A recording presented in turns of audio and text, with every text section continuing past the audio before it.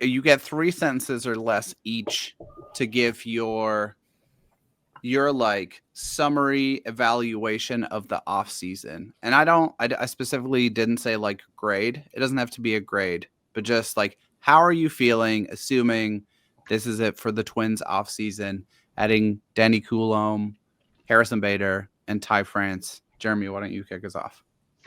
Oh, that was a yawn because it was boring and kind of pointless.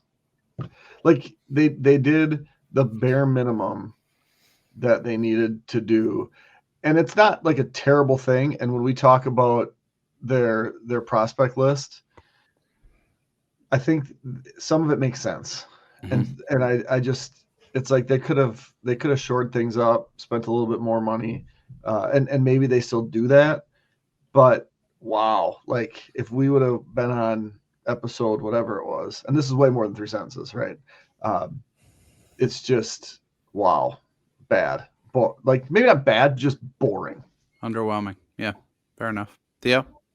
The business side of the team was more exciting than what's put out on the field. I mean, they got a replacement for Theo Bar. They got someone who's going to definitely be better than Manuel Margot defensively and just a bit better than his bat. As long as he gets one pitch hit, he's better than Margot.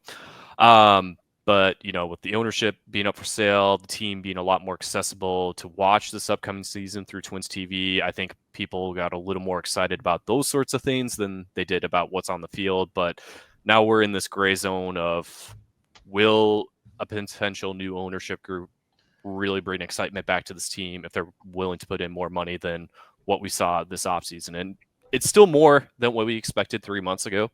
I'll say that, but that's still not passing the bar of what it should have been. Mm-hmm.